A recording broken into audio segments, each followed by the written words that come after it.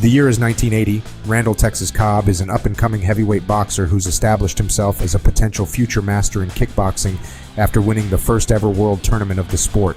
Now Tex is ready to move on to the world of professional boxing. After destroying his first 16 opponents with only one going the distance, Cobb is ready to take on what many believe to be the biggest heavyweight puncher in the history of the sport, Earnie Shavers. Whilst his boxing competition as of yet hasn't been outstanding, his talent is beginning to spread to the outside world, taking up a career in acting which would soon take off, and his already feared punching power on full show. This fight would be one for the history books. Will the acorn Earnie fall too far from the tree where Tex Cobb will have to film his finest action scene yet? Or will Earnie give Randall the reality check he seems to be begging for with a few too many fingers and a few too many punches? Welcome back to Boxing After Dark, where today we'll be analyzing a fight that would indicate the future of a decade in boxing, where it proved that no matter who you were, you could become a boxing star. Whether you're a movie star like Tex or a person from poverty and broken homes like Mike Tyson and Evander Holyfield, it was a monumental era for boxing and when its heart was on full show. Let's get into it. Whilst Tex's movie career was yet to blow up in films like Raising Arizona, a cult classic Coen Brothers movie starring Nicolas Cage, or his savior of a P-villain performance in the sequel to Western staple The Dirty Dozen, his career was already beginning to skyrocket. Watchful eyes would linger over Cobb as his hair flailed from side to side with every bomb he'd throw, which could be the one to end his opponent. But when the right one landed, it was always a worthwhile watch. And whether you thought he was a good boxer or not, it was impossible to deny his charisma. With his genuine love for the sport, from studying Joe Louis when first introduced to boxing to his lack of satisfaction with being a black belt kickboxer, Tex had a desire to be the greatest heavyweight, and while some humored him and thought of him as a freak show, his fans loved him for who he was. Did you see the videotape of the fight? Yes, I did. And now that you've had nearly 2 weeks to reflect on it, what do you think? I'm not sure, but I think I lost. Earnie Shavers, meanwhile, needs no introduction. He was a man who badly hurt and carried himself through 15 rounds with the great Muhammad Ali, and went 12 rounds with the current heavyweight champion in 1980, Larry Holmes. So you fought, in your own career, you fought men who are stronger than you. Oh, much stronger. So strong they use Banderol on. Who's the strongest? Who's the strongest? No, the strongest. Strongest man, just in terms of... Earnie Shavers. Really? Yeah, man. Stronger than Joe Frazier and George Foreman. He hit hard. He's got to hit his record. And I don't know why I picked on him at this late in my career. I didn't really believe he was as good as he was. I predicted he was going around 7. But he was good.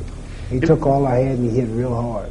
Earnie, despite being 70 fights into his career, was only having this bout 3 years after his infamous Ali match, and only 6 months after his rematch with Holmes. Whilst the gas in his tank had begun to run dry, the power accumulated in Earnie's fists had far from dampened. With a record of 60-9 and only 3 of his victories going the distance, many believed Tex Cobb to be signing up for a suicide. Earnie didn't seem quick to dispute the possibility, and why should he? The fight disembarked on August 2nd of 1980 and was held in the Joe Louis Arena in Detroit. Tex comes out cheerfully despite the fans' lack of affection for him, and Earnie arrives like a king awaiting his next meal, ready to serve another brutal beatdown which he's come to expect against fighters of Randall's caliber for so many years. The monsters touch gloves, and the fight begins. The punch is not gone. Oh, I know. I'm sure the punch isn't gone. But the only problem, I think, is the fact that Earnie has a very bad eye. He had an operation to repair the retina. I know. You almost... Earnie Shavers with the shaved head.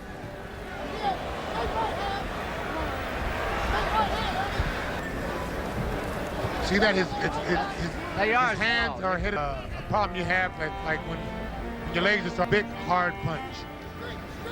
Keep our eye on that cut beside the left eye of Shavers. He landed a good left hook to the jaw, but Cobb took it well.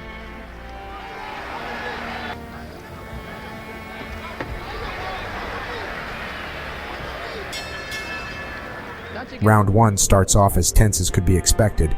Earnie seems just as powerful as he did on the nights of his greatest wins, and he bides his time, waiting for Tex to throw something a little too lazily and give him a one-night-only free subscription to the Earnie Shavers Power Hour. Round 2. Earnie Shavers, the shaved head. Randy Cobb with the mustache. One the black fighter, one the white fighter. Sense of security. Earnie to take this, no, to absorb. Those are called a cup shot. He just landed a very good right hand. That punch landed after the bell by Shavers. That's the end of round 2. This is the third round between Randy Tex Cobb. There's nothing behind the jab. There's nothing behind the right hand. Well, Cobb is becoming a sitting duck. He's fighting a fight that Shavers would like him to fight. Just stand there. When I saw him, I stated before, too, the fact that Earnie, he's just trying to keep his hands up and hope that Randy Cobb opens up a little bit. So Cobb is catch him on the chin. He's opening up now. Very slow hands. That is a whistling left hook by Shavers. Come on. see, Earnie still has that power. No matter what happens, he has to punch his chance. Right. Seconds to go in round 3. But then again, it seems like Randy Cobb hits a very hard shot. Round 3 sees Earnie beginning to flounder from his lack of success. Randall's already legendary chin has been put on display once again, as he took blow after blow from what many perceive to be the hardest puncher in history. Tex struggled to throw, instead focusing on surviving the round in hopes of tiring out the acorn. Well, I guess kind of asking me if that's true, I'm going to tell you no, it's not true. But I've been working on my right hand. You can't be a good fighter and only working on it. He brought Earnie off. He drops over. Counter. Hand by Earnie Shavers. Shavers can go if he doesn't nail Cobb. Shavers seems to be wobbling. There's the bell. That was a very good uppercut there by Randy Cobb. Big right hand by Shavers. Shavers hurt him. I have a feeling that Shavers feels he can't go on much longer, and he's trying to end it right away. But Pino Cuevas and Tommy Hearns. Come on. Hey, Parson, come on.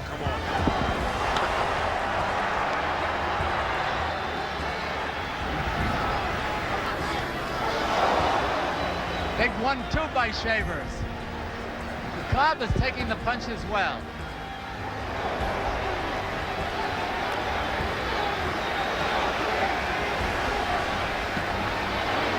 Good body shot by Earnie Shavers.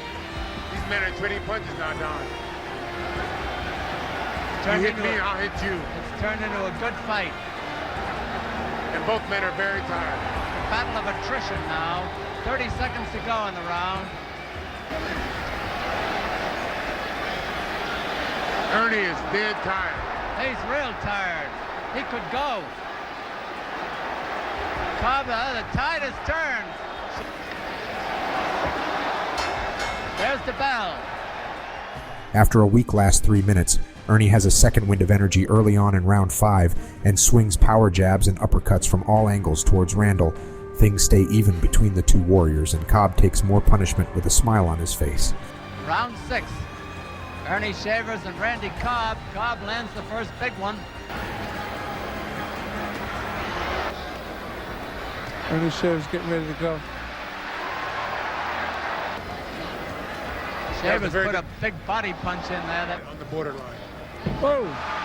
Cobb is down, but that's no knockdown. The referee. Doctor making his ribs very short. Who's going to take it? Yep. The ring is very... This has slowed down to a walk. By round 6, Earnie Shavers' speed slowed to a snail's pace. Things seem to have turned on their head, and Randall Cobb has found his footing in the fight, weathering the storm of damage that Earnie threw in the early rounds and now having full control. Yahara for the junior lightweight. Down, it's going to come down to the man who wants it the most. It's very sad to see a man who's as good as Earnie Shavers. Shavers is rocked into the ropes again. Scoring repeatedly with it now. Cobb has no defense. It's getting worse. And that jab by Cobb is going in there.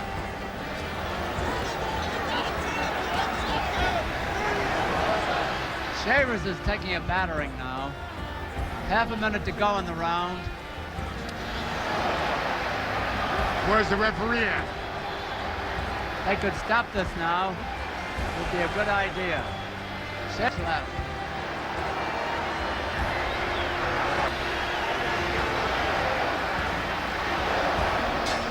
There's the bell. And Shavers will barely make it back to his corner. Both men are fatigued. You earlier in records. No, I have to take. So come back with a defend yourself. Slapping punches. All he's doing is slapping the punches. Shavers just above us, being battered. One after another with that chopping right hand. Don't hurt him that much. Plus, those punches were in the back of the head. They weren't that hard. Something caused him to wobble back to the corner last round, Ken. Look, he can barely stand up here. Fatigue.